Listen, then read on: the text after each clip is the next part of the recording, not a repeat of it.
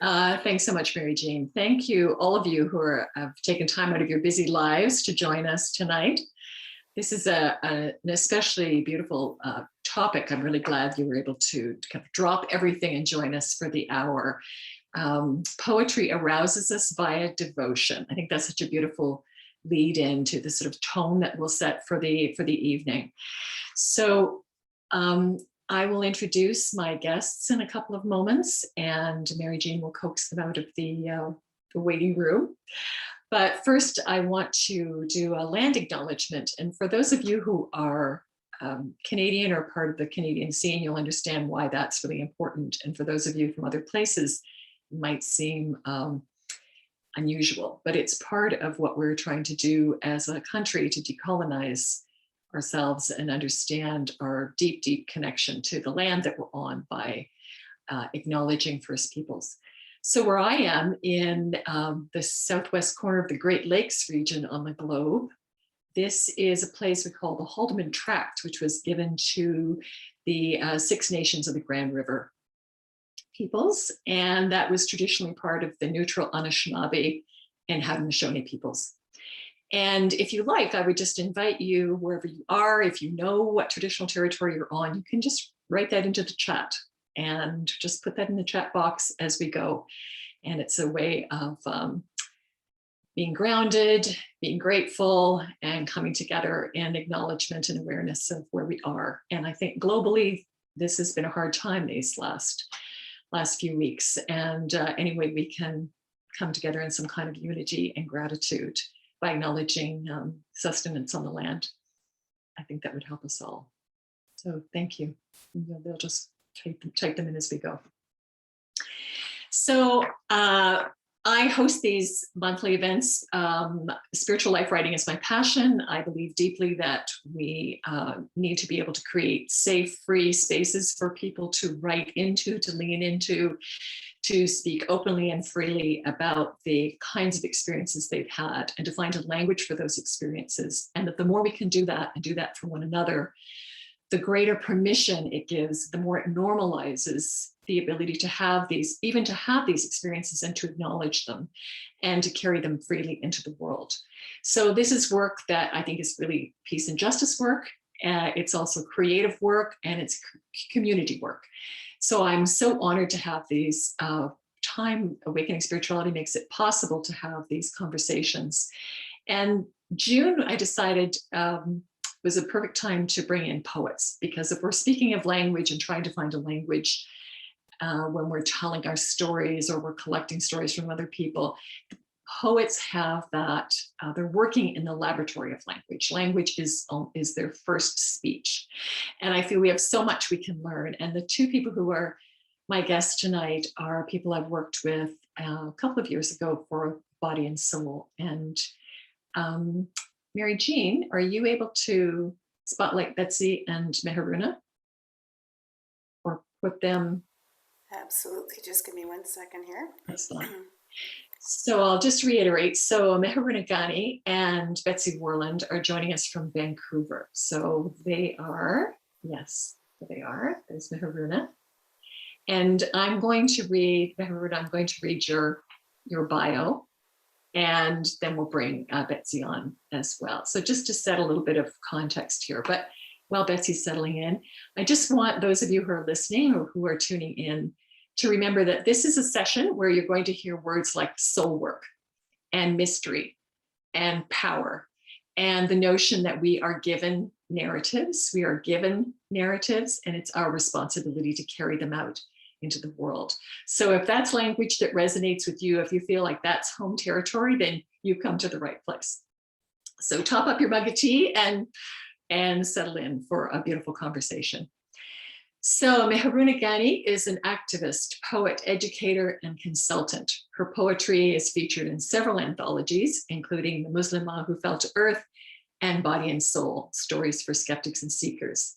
She's a graduate of the Vancouver Manuscript Intensive and Simon Fraser University's Writers Studio, and is the current artist in residence at the University of Victoria's Centre for Studies on Religion and Society.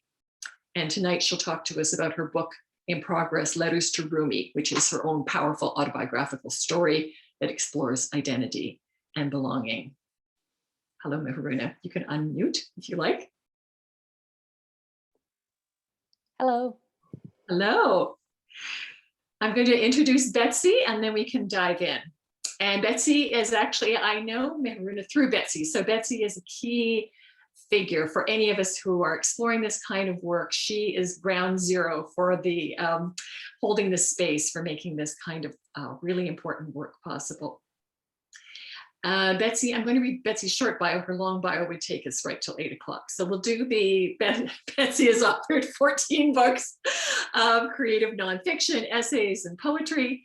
She's been a manuscript mentor and an editor for 4 decades. She's the former director of and mentor in the Writers Studio, the Vancouver Manuscript Intensive, and she's co-founder of a national organization called the Creative Nonfiction Collective.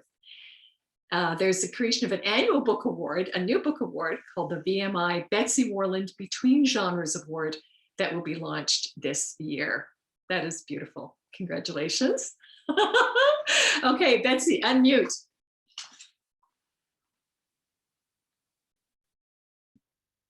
There you are.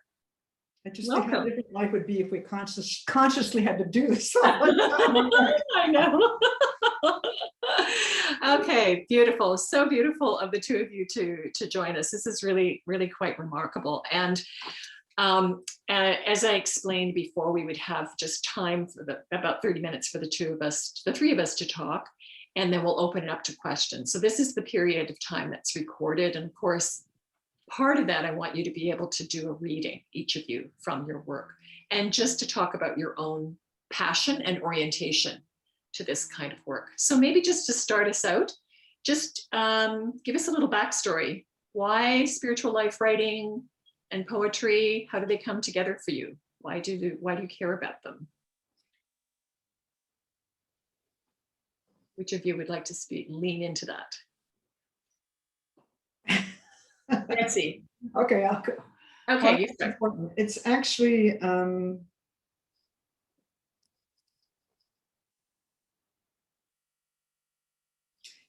it's just always been a part of my writing, so it's a little bit hard for me to even tease it out. I grew up in an extended family. The center, my heritage is Norwegian. My grandparents all came from Norway. And I grew up in the Midwest of the United States, and in a farm. And the center of our whole life about everything was the church. And that's where I learned poetry, through the hymns, right? And that's where I fell in love with classical music, with the postlude and prelude. And it's just a little church, it was not anything, astonishing.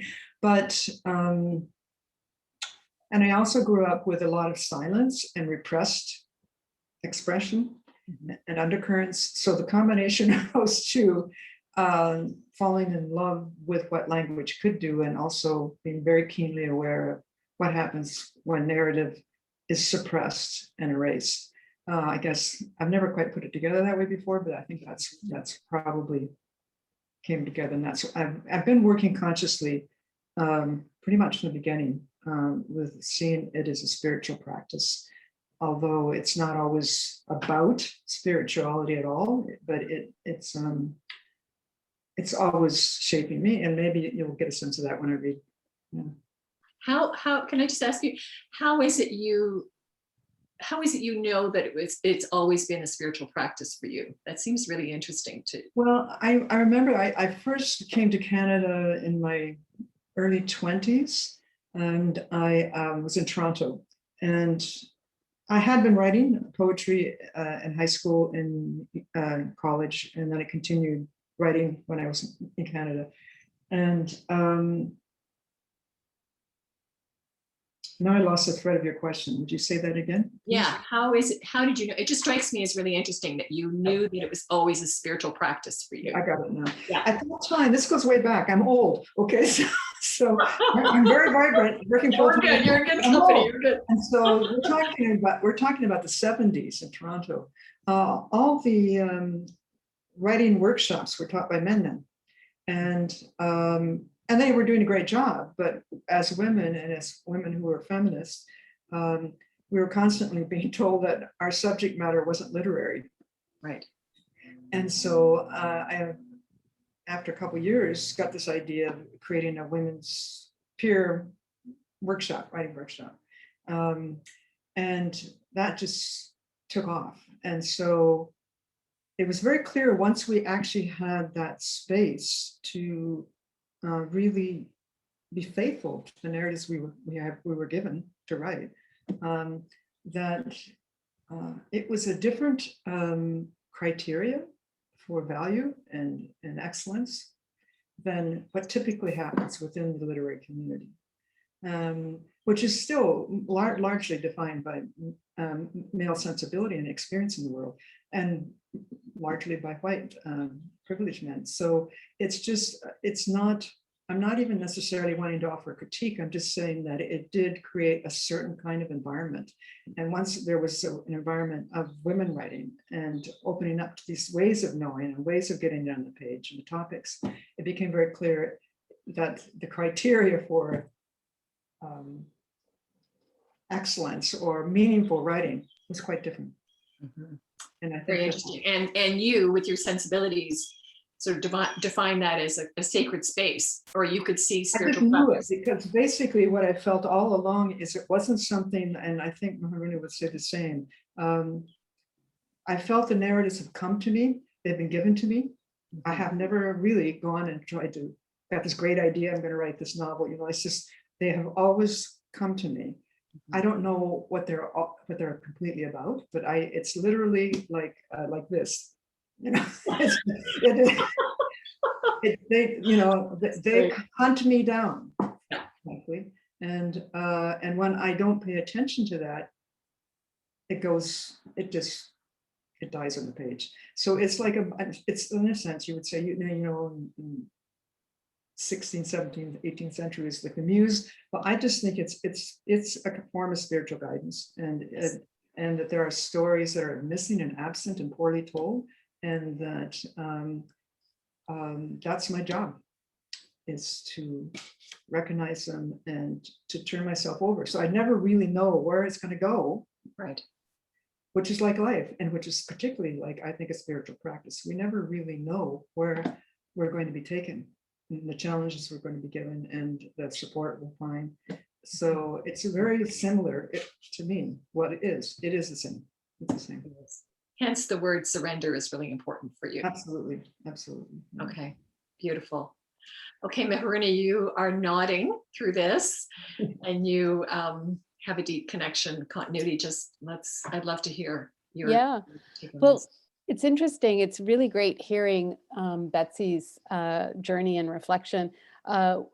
When I started writing poetry, I was literally, okay, there's a few threads for me. I was in grade 3, and I remember climbing up. It was like a class project in grade 3, and we were told to go outside and write our poem. And so I climbed up the hill behind our school and sat in nature. And in that moment is when the poem came to me, and I wrote it down, and then I won the class competition. Yay. And that poem is called I Am the Spring Breeze. And there wasn't any analysis or anything done about that. It's just whatever I did. And then my poem was framed in this wooden frame and put at the front of the class. And that felt like such a big deal for me. And I still have it.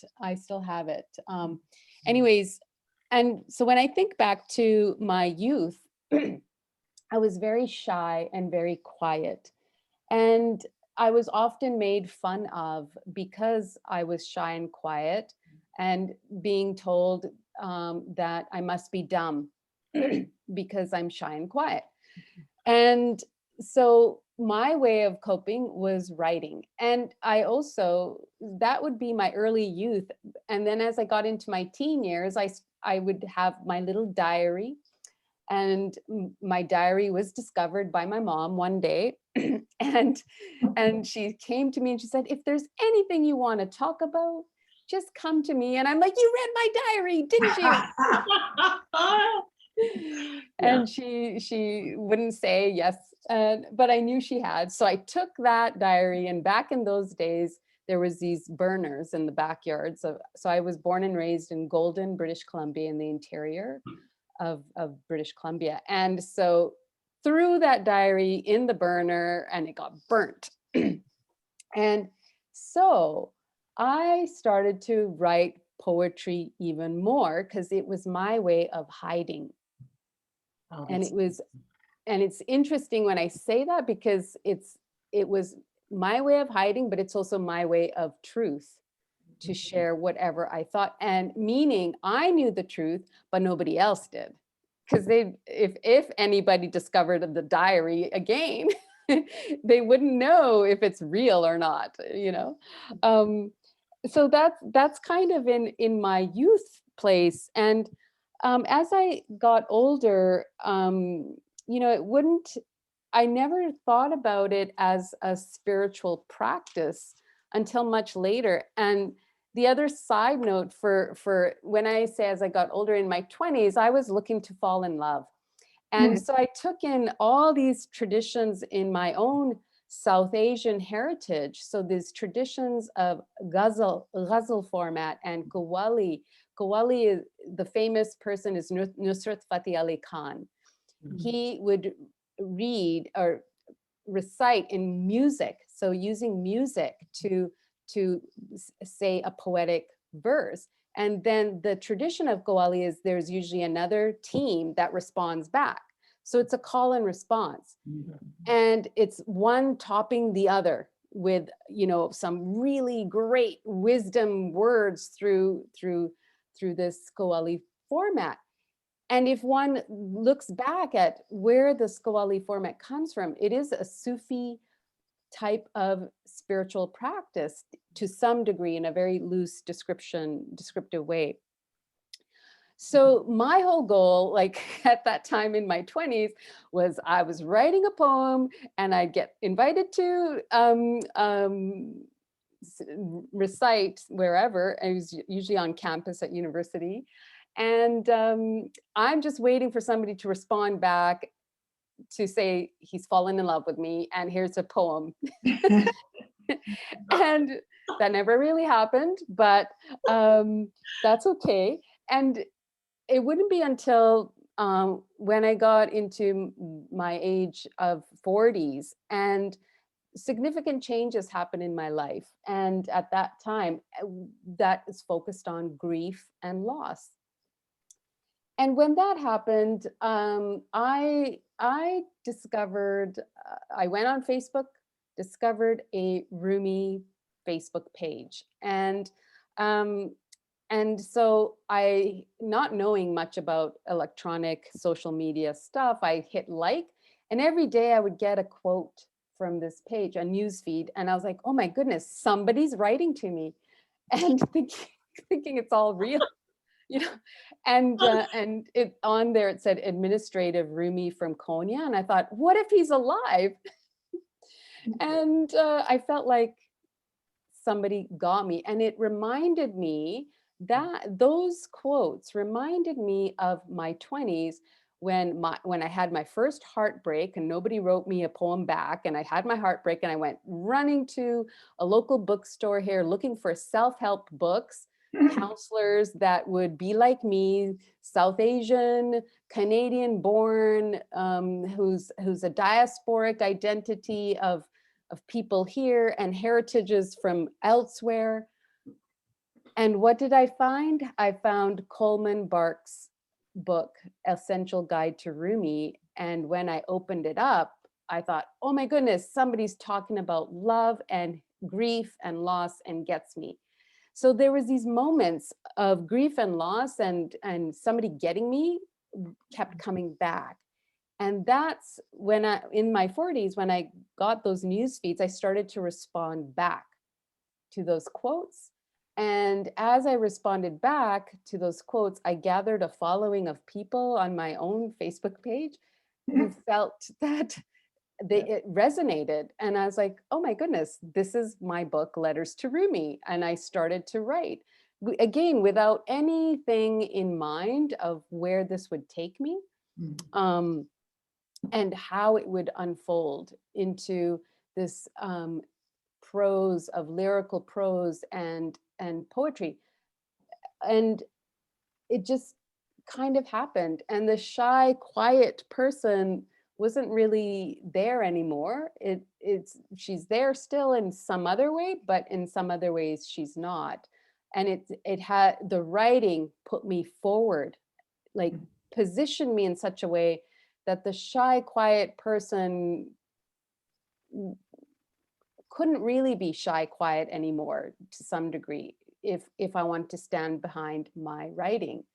So there was some negotiating I had to do with myself, and to come out as a poet. And I often describe, myself. Yeah, I remember in my 20s that I came out as a poet on my first open mic situation in my 20s, and then even more so during the writer studio time period. I still remember going to Rhizome Cafe in Vancouver, and this was even before I was in the writer studio, and I signed up and I went, and that was my first sort of gig, and it was really powerful for me. And so the spirituality aspect just kind of happened in such a way that I went with it. And to be quite honest, I didn't really want to explain it either.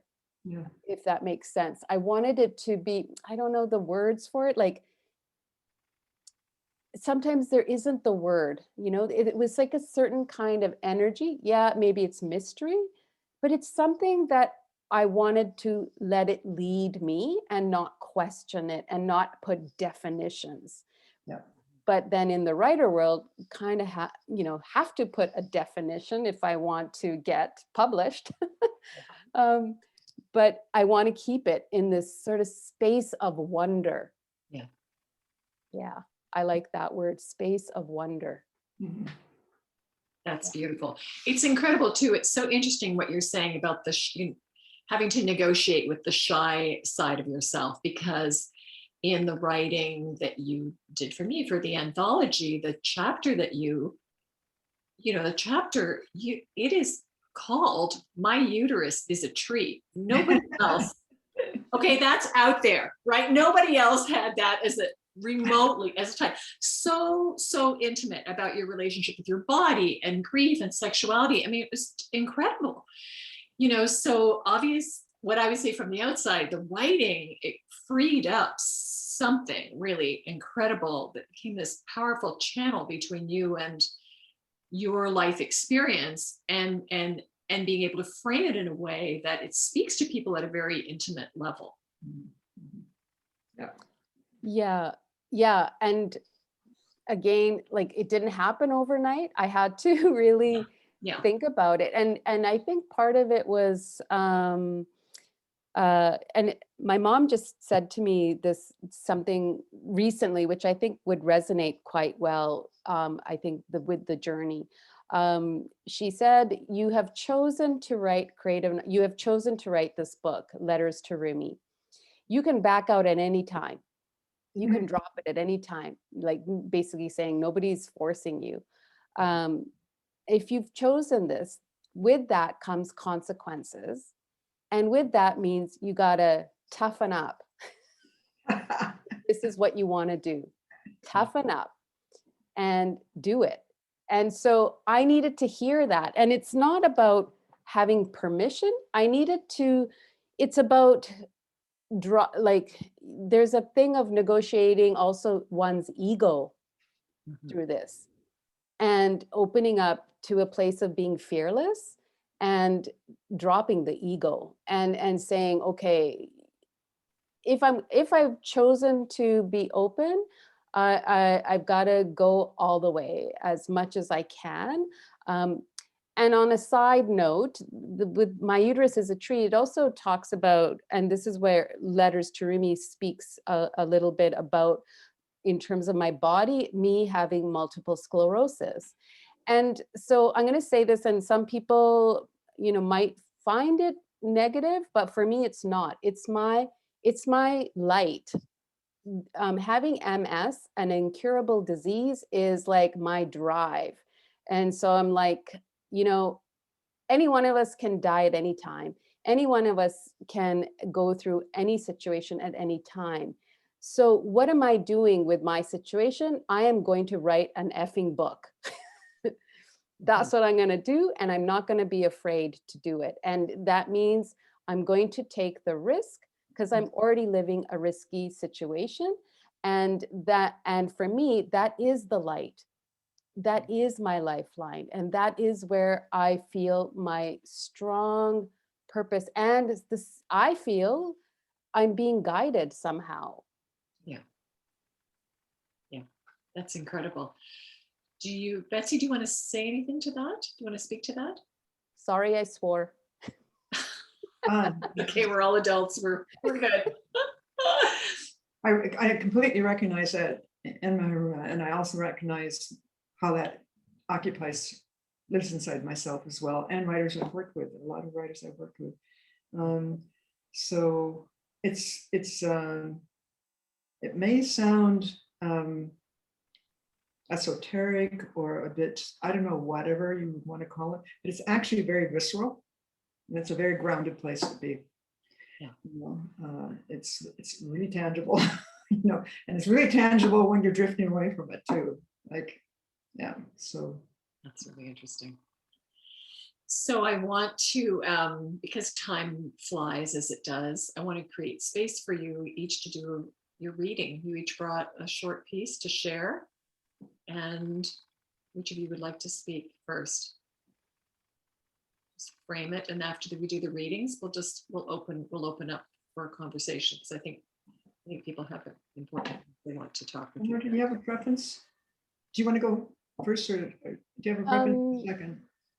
Why don't you go first? Because I'm still trying to hum and haw on what I'm going to read, because I'm We're also intuitive here, right? I'm trying to be like, how deep should I get? Okay. I'm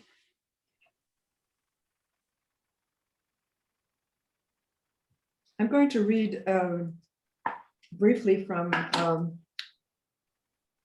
Breathing the Page, Reading the Act of Writing. It's a book I've written on writing, and I'm going to read just short excerpts from the essay on poetry, and then finish with one poem from my most recent book.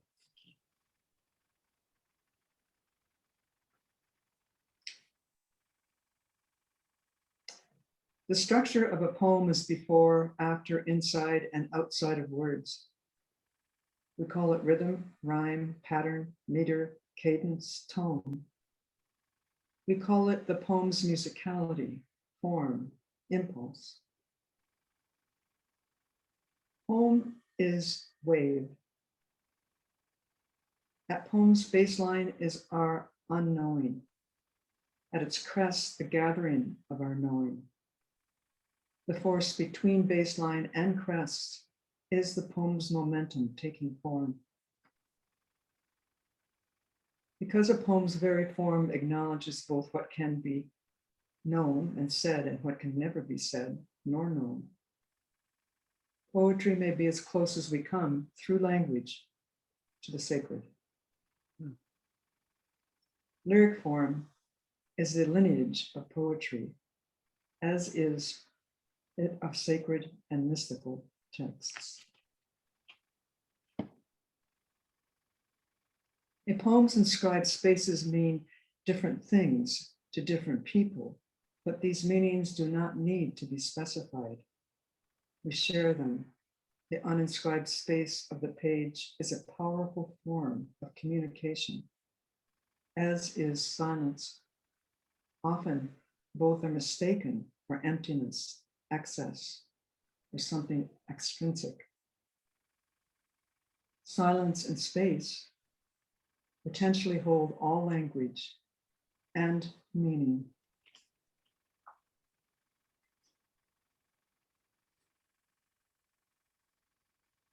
A poem enters your heart the way an idea enters your mind.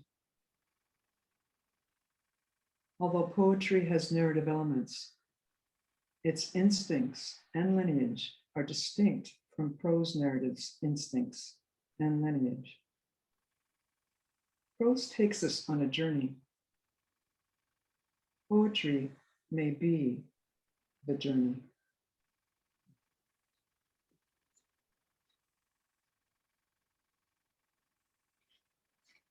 This is from Lost Lagoon, Lost in Thought. It says a collection of 55 prose poems about a body of water I live very close to here in Vancouver, and cherish. This poem came to me. This is one of those examples where a poem, and it's very rare.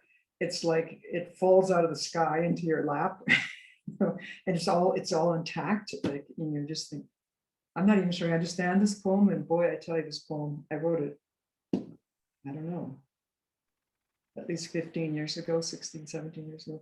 I'm still learning from it. I'll learn from it my whole life. So it's just a one-page poem, and it's called The Notebook. And it was actually written in Victoria, where Meharoona is. The net of belief we throw over one another, finding it ever empty or ensnared with what we didn't want. Baited line, beachcomber of belief. A tear of gratitude, the only reliable measure. The buoy of belief. Nothing more perilous than the eyes that once embraced you. Copious kelp tongues of belief, shushing any outcry as you're pulled down. Belief, belie, beleague. To be without belief. Curious, as the harbor seal surfacing in front of you, a tender memory of something vital in its face. You have forgotten. Beautiful. Thank you. It's beautiful. Okay, take a breath. Meharoona, over to you. Okay. And then we'll just, this will be our envelope that will close for the recording, and we'll just open it up so people can communicate. Thank you. Okay. Since body and soul has been mentioned, I will read a very, very short excerpt from My Uterus is a Tree. Just show us the book cover. So Oh, goodness. Oh, don't worry about it. That's I'm in okay. a different room. There. Has it. Tina Heather. Tina has it. Okay. Yay, Tina. Thank you. The marketing genius. Love it. Thank you. I have books spread out in 2 rooms. So. Me too, right? They're all okay. My uterus is a tree. Quote, be like a tree. Let the dead leaves drop. End quote by Rumi. I yelled at the divine, at life, at the universe, at every man I had ever met. I've read that in Islam, sex before marriage is a sin.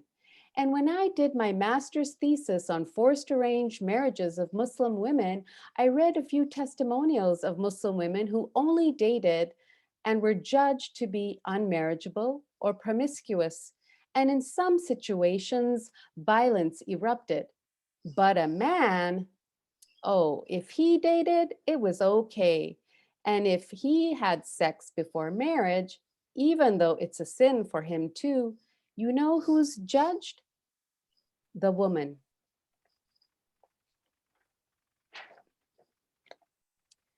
I'm just trying to come to peace with the path I chose. No sex before marriage. The act of sex shapes our world so dramatically, there is shame imposed on those who don't engage as much as those who are. Sorry, let me repeat that. I misread it. The act of sex shapes our world so dramatically. There is shame imposed on those not engaged in sex as much as those who are.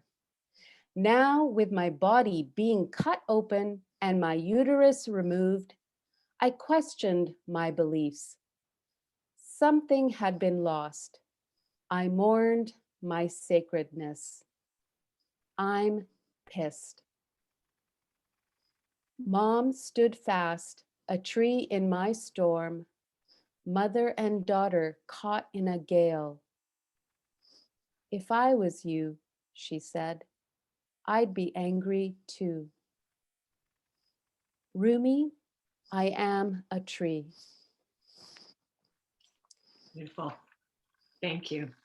You're welcome. Thank you. Beautiful.